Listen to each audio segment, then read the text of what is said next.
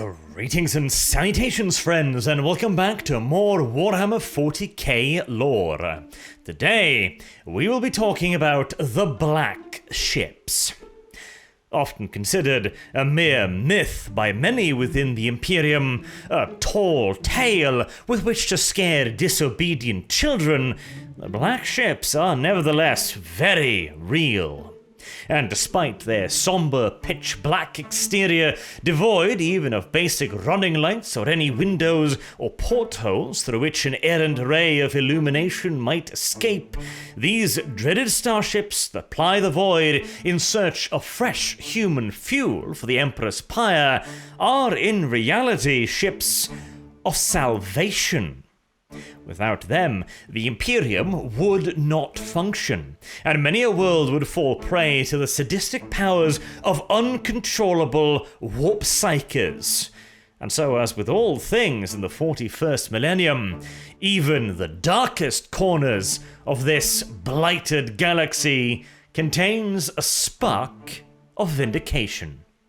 But before we get into the lore, and a bit of an unusual aside, because today's video has a sponsor, the one, the only, Raid Shadow Legends. Yes indeed, this famous free-to-play game available for both mobile devices and PC hardly needs an introduction, so I will skip right into the meat of things.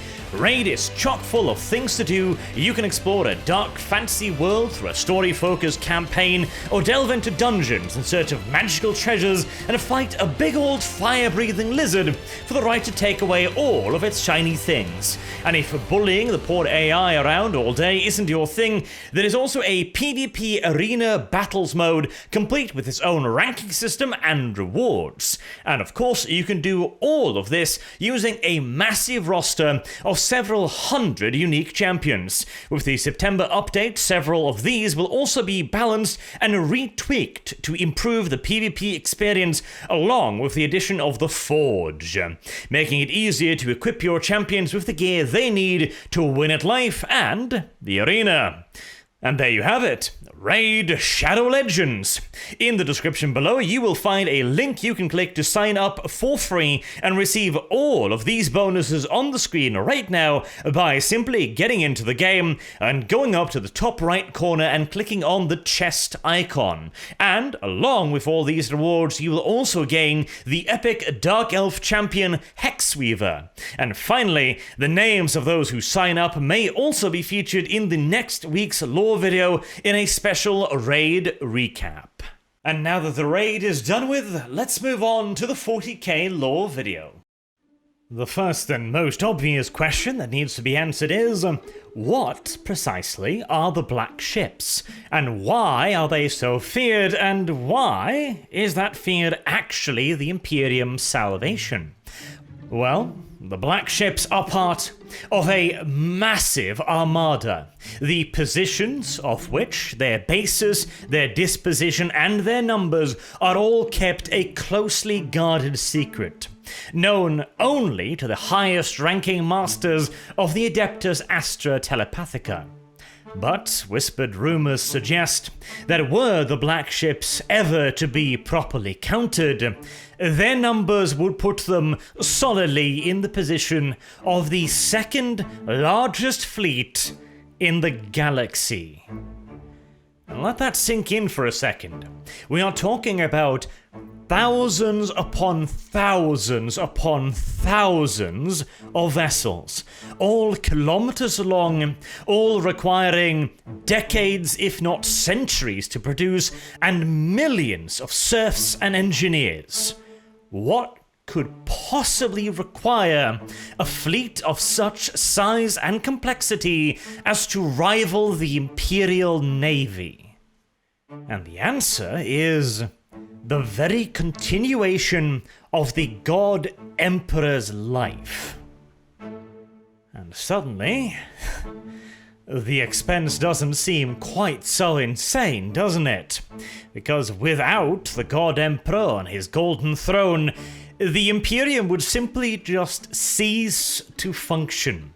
Not because he's overly involved in the day-to-day runnings of his empire anymore, of course.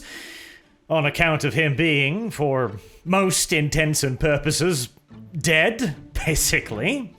But without the God Emperor, there is no astronomicon, as it is his near immortal soul and unfathomable psychic potential that creates the beacon with which the starships of the Imperium navigate the vast expanses of the void through the mysterious warp. To massively oversimplify the immaterial math involved, the Astronomicon acts as a lighthouse beacon in the Immaterium, the realms of the Chaos Gods through which all Imperial spaceship travel. And without this beacon, this mode of transportation would be literally unusable. The continued existence of a strong and stable Astronomicon is not merely vital, it is the condition upon which space travel exists. You can no more have a human without oxygen than you can have continued large-scale travel within the Imperium without an Astronomicon. And this is because of the very nature of the warp itself. This realm bends time and space. It is why it can make travel so much quicker than doing it through the cold, deep, dark void. But it is also a realm that is entirely separate from our reality. There is no such thing as constant landmarks within the void, and also no way to have a quick little peek back into reality, leaving a spacefaring vessel blind, deaf, and completely lost, with the only option being to simply dump unceremoniously and uncontrolledly back into reality, which could easily leave the ship occupying the same space as a neutron star. And whilst the void is most assuredly vast, there are also a fair bit of dangers lurking within it. Meteors, suns, black holes, asteroid fields, etc. And appearing merged within any of these dangers will lead to the destruction of the ship and the death of everyone on board. And so within this realm of inconsistencies, of ever-changing landmarks and formations, the only constant is the beacon of the Astronomicon, appearing like a golden light in the ever-roiling darkness of the Immaterium. And it is by this light that navigators ply their trade across the stars. Due to the ever-constant presence of the Astronomicon and its illumination, the navigators can, at any point in time, presuming there's not a warp storm nearby, look upon its radiant glory and determine, with as much precision as is ever truly possible within the warp. There's a reason why spaceships usually appear several weeks' travel away from a planet, for example, where they are within real space, and allows them to reappear at a safe distance from any interfering stellar bodies. But hold up a minute, Arch, I hear you say. What have the black ships got to do with the Emperor and the Astronomicon? Are they perhaps some kind of relay stations, boosting the signal, essentially, of the Astronomicon out to the furthest flung reaches of the Imperium? Or are they perhaps some part of a ritualistic network, staffed by members of the Adeptus Astra Telepathica to continue to keep the void lanes clear? Well, in many other universes it might be something like this, but in the 41st millennium, the black ships, as the name implies, have a far gloomier task. For you see, the beacon of the Astronomicon is like a fire, and like all flames, it needs nourishment. It requires fuel. And what, pray tell, could possibly feed a psychic fire powerful enough to be seen from the very edges of the galaxy.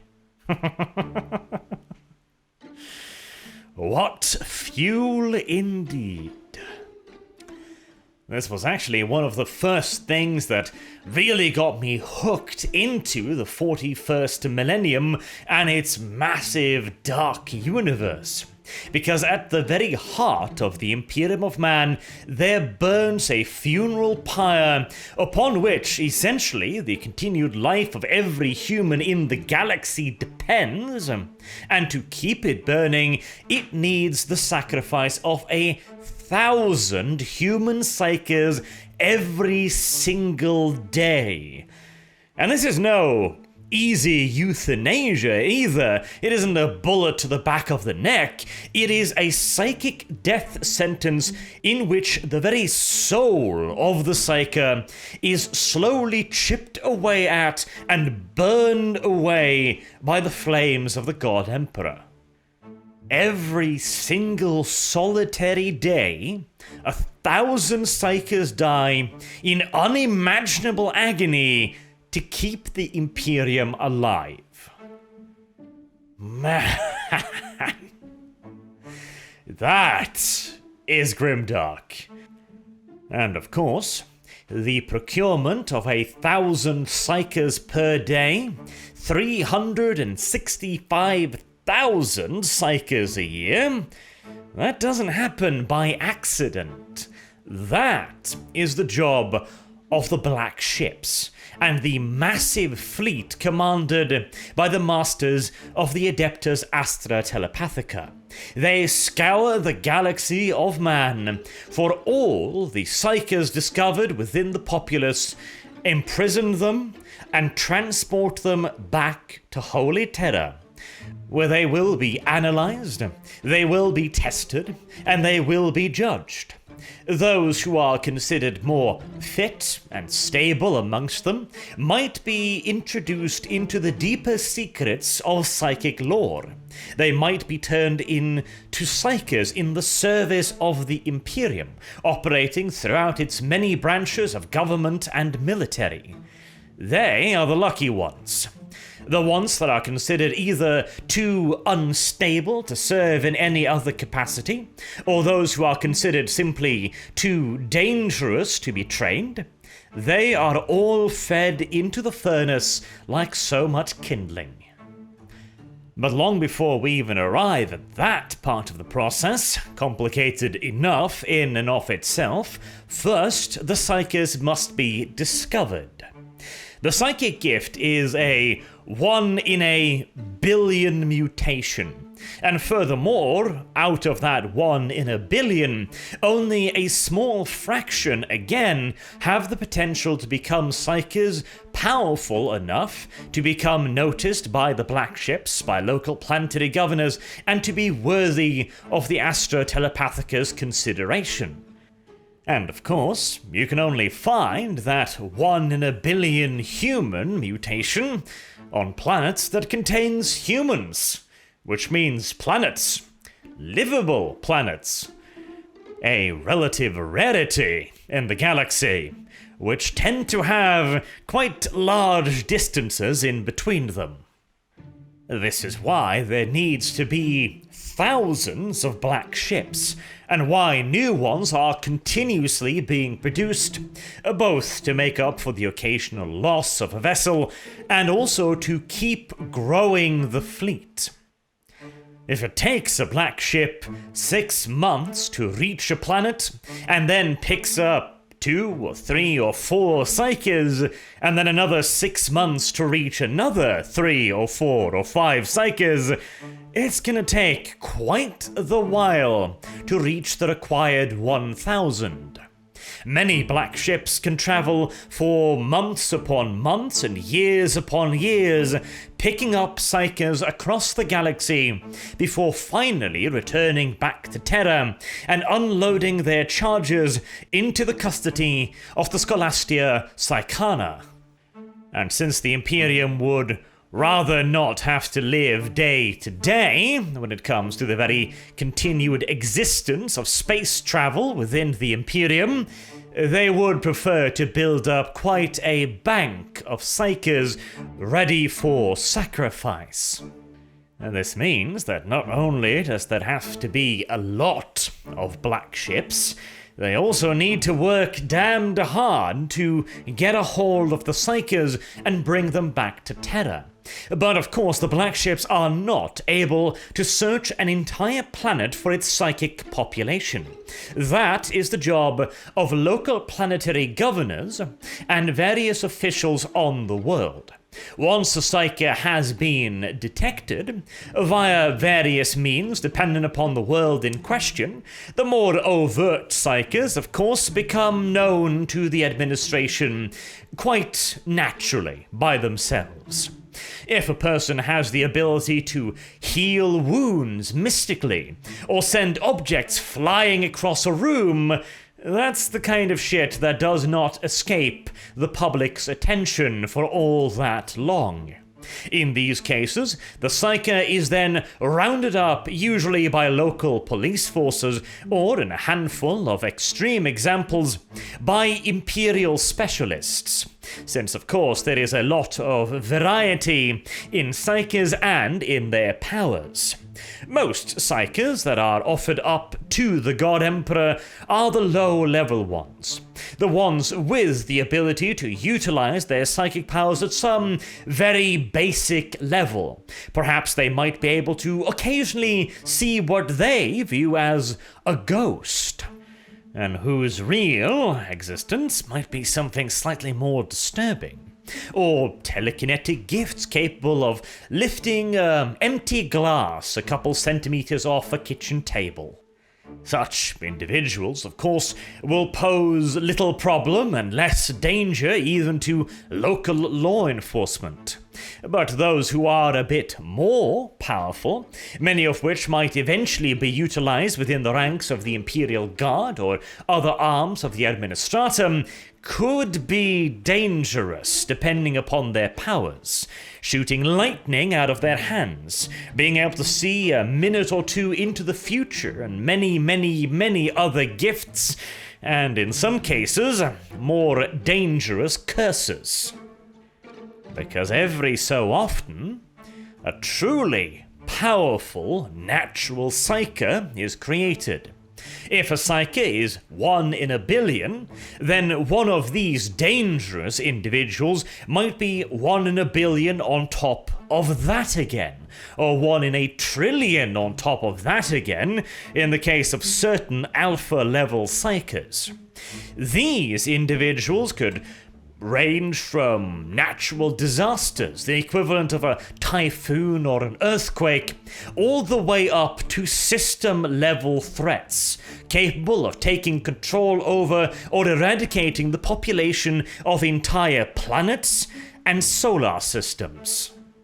But at that point, we are moving beyond the jurisdiction of the black ships and into the area of responsibility of the Silent Sisterhood, the Grey Knights, and the Adeptus Astartes.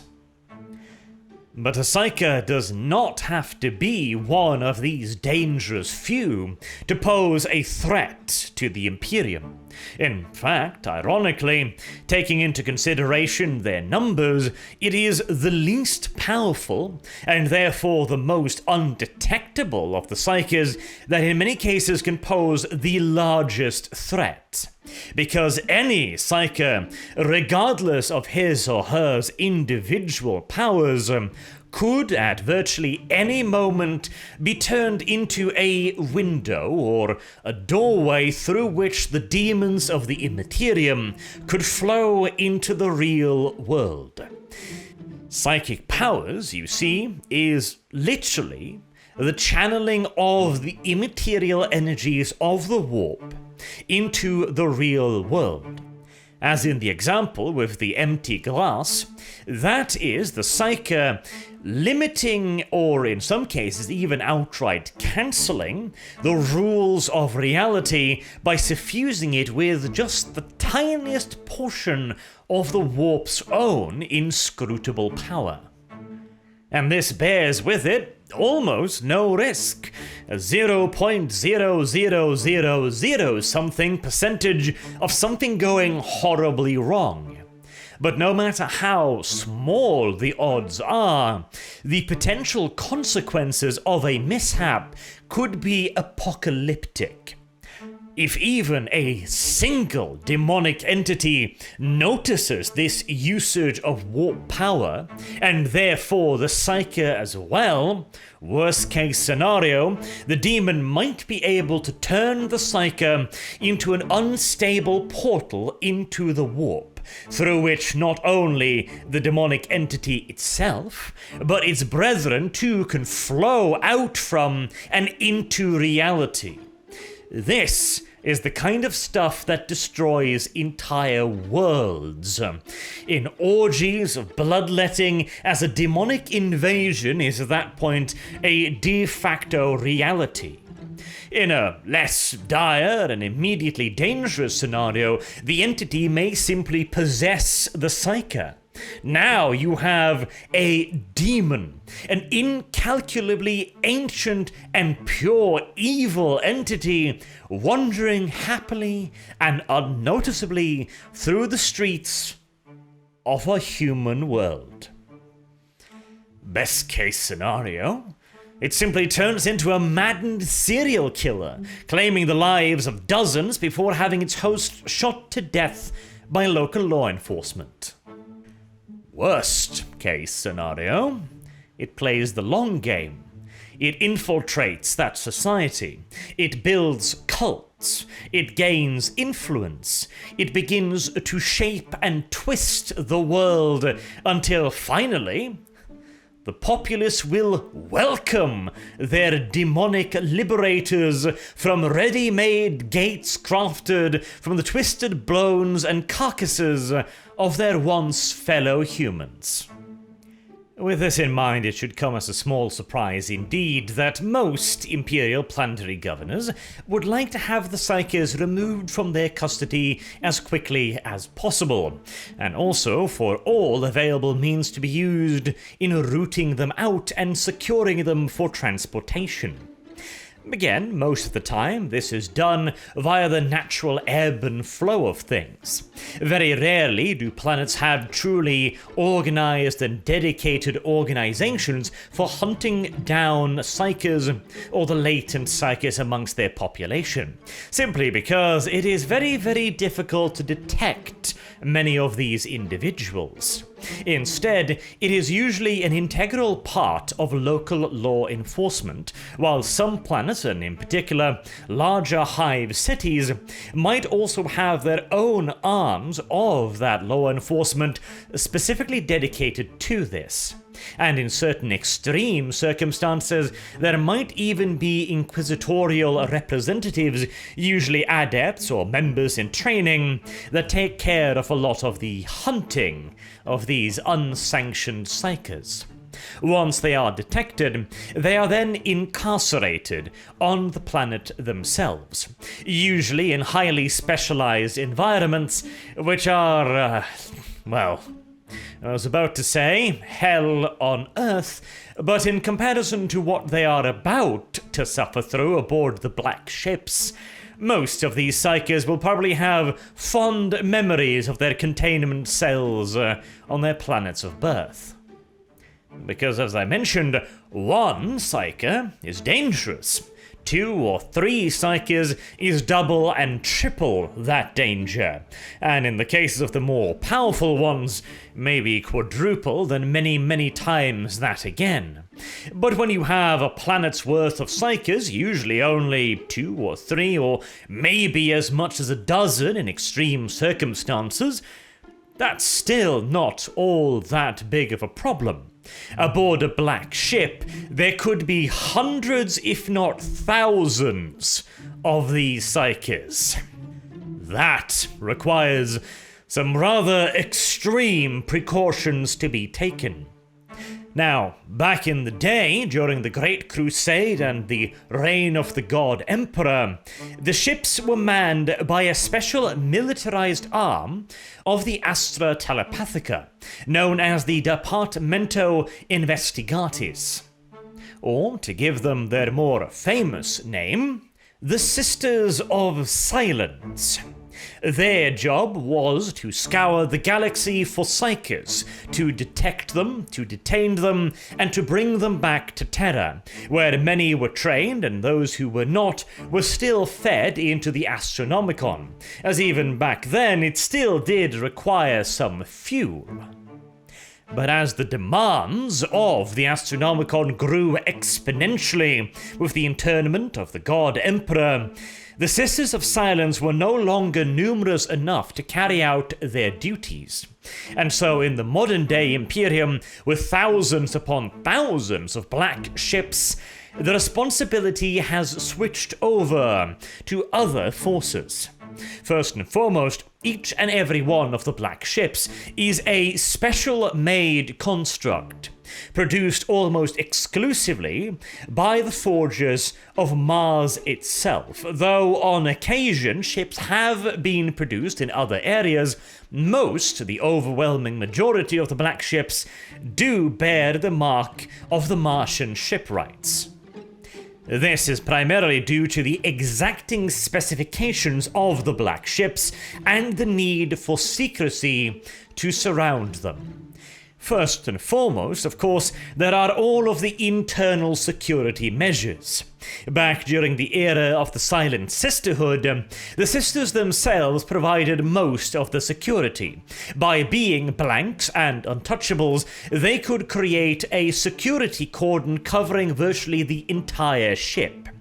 And via special meditation, chants, and trances, each one of the Silent Sisters were able to extend their areas of psychic null influence into huge spheres around them, capable of neutralizing dozens or even hundreds of psykers simultaneously. But now that these more esoterical means are no longer available on the scale that the Imperium requires, the black ships have had to develop other means of keeping control over their somewhat challenging cargo. A key invention is the occluding sphere. This is a mystical device that allows several special trained adepts to focus their psychic powers into it and through it extend a vast area of mind-numbing distortion and disturbances that seeps into the minds of all unshielded psykers, making even the simplest act of concentration or conscious control over their mind a near insurmountable challenge. To further add to the confusion and to weaken the psyker's willpower, their specially constructed cells are also fitted with multiple powerful voxcasters, constantly broadcasting loud, distorted, and disturbing sounds into their cells, making it impossible for them to rest, sleep, or organize their thoughts in any real way. Furthermore, the occupants of these brightly lit, noisy cells are also transported throughout the black ships frequently. They might only stay in a given cell for a few days or possibly even hours before being moved to a completely different section of the ship, all of whom are designed to look, smell, feel, and appear slightly different. This is, again, to make it impossible for the psyker to ever relax or become comfortable with his surroundings. Everything is in that way done to keep the psykers out of balance, in pain, to keep them disturbed, unconcentrated, and reduced in many ways to little more than simple braying, half-maddened animals. It is frankly no less than a miracle that any of them survive the journey with enough of their mind intact to ever be worthwhile servants to the Imperium. And speaking of that, the ships, of course, do not run themselves. They require a crew that needs to live and operate in conditions only mildly less hellish than those of the psykers that they transport. The crews are mostly made up of specially trained personnel from the Astra Telepathica, along with small contingents of inquisitorial adepts, menials, and others that are training to enter into that most holy of orders. In addition to, again, all of their specialized training, they are also given various psi-dampening equipment, helmets, armors, and small generators that can keep their minds relatively safe from the intrusive presence of so many psykers. But even then, they will have to spend most of their time in specially protected upper deck quarters, which are still none too pleasant to occupy. Nightmares are not merely a daily disturbance for the occupants of these vessels. Sleep in and of itself is, in many cases, as much of a myth to the crew as it is to the poor psykers down in the holds. As a slight silver lining, however, most of the crew don't remember over much of any of it, since they are regularly mind-wiped, so as to ensure that any lingering corruption or presence is continuously eroded away and destroyed. Only the highest-ranking captains and inquisitorial officials are exempt from the constant mind-wipes. And I suspect a fair few of them will choose to undergo one regardless. After being on board a black ship for a fair few months, I imagine they all have a memory or two they'd rather forget. And as a final safety mechanism aboard every black ship is a small but terrifying container of vicious green liquid containing within it the Life Eater virus. If the captain of the ship ever deems that he has lost control of the vessel, or that it is at risk of being taken over by a particularly powerful psychic individual aboard, this vial will be shattered, and the virus released. First, it will begin to feed on the very oxygen surrounding it. Then it will billow out and grow exponentially to fill the entire room before beginning to gnaw its way through even hardened steel. The bulkheads of a spaceship are designed to be tough indeed due to the dangers of traveling with hundreds of psykers and, obviously as well, to protect against the dangers of the void and enemy weapons fire.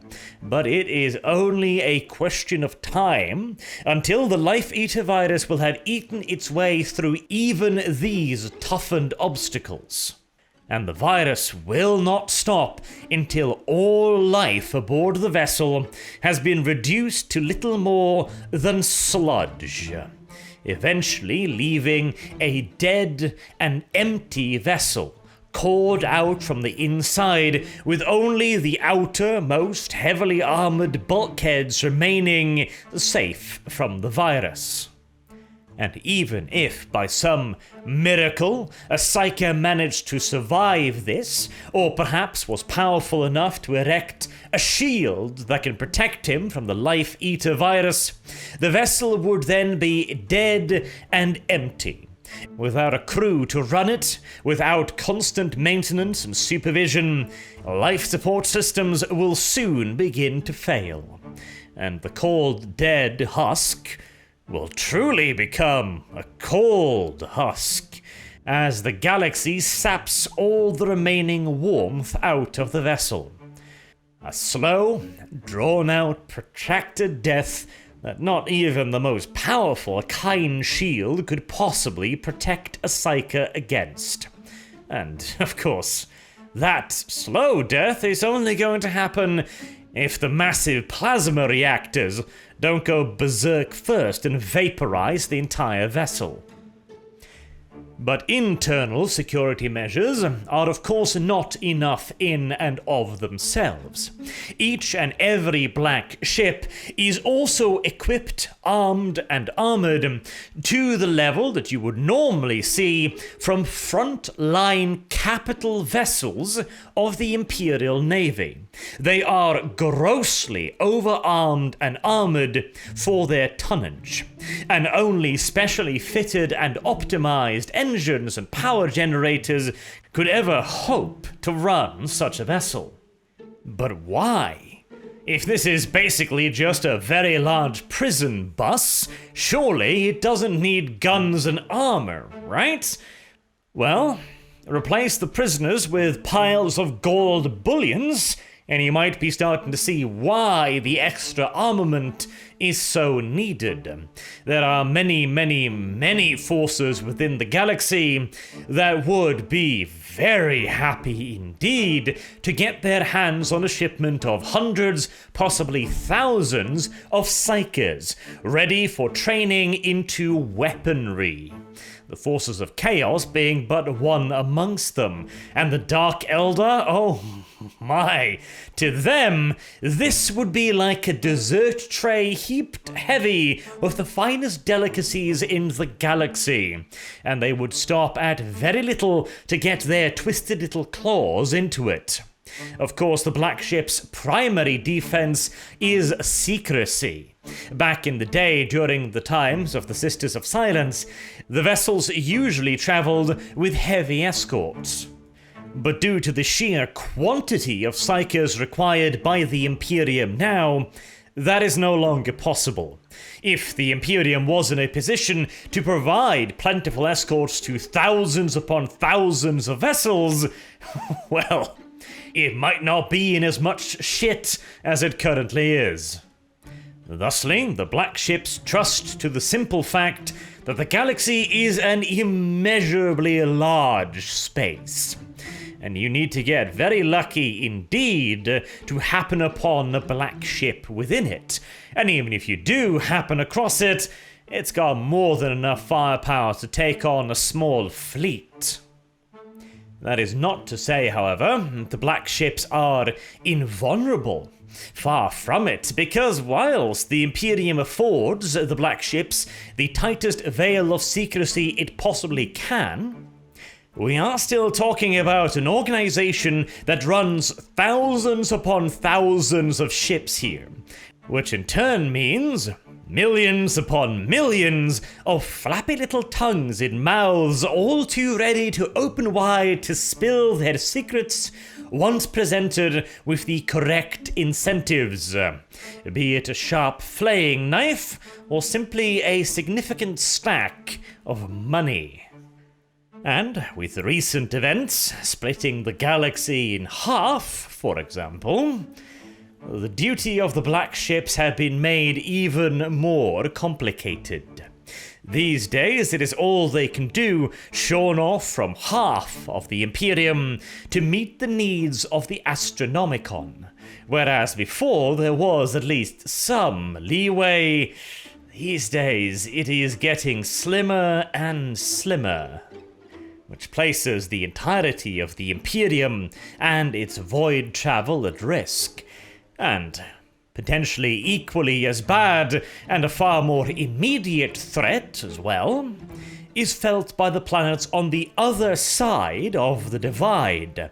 Those who no longer have the ability to dump their psykers off onto the black ships and have them transported off to Terra for culling or training. They now have to take care of an ever-increasing number of psykers. 1, 2, or 3 is not a problem. 12, 2 dozen, 3 dozen. Now things are starting to get complicated, especially since one psyker that is akin to a tiny flickering light in the hurricane of the immaterium. Difficult to notice, therefore the 0.0000 something chance of a demon discovering and possessing the psyker. 10, 20, 30 little flickering lights all in the same position. Well, Now we're starting to look at something closer to a 0.01 something chance. Uncomfortably high odds when the fate of entire planets are at stake. And with that, I will wrap up this lore video on the Black Ships. The massive, void-faring prison centers that also double as concentration camps and torture vessels. Not surprising that they have grown to be figures of dread and fear on most Imperial worlds, whilst also, of course, as mentioned, being one of the key lifelines actually keeping the Imperium alive. I have been Arch. Thank you all very much for watching. If you like the video, please do consider liking it and sharing the video around, as it really does help out quite a lot. Until next time, have a good day.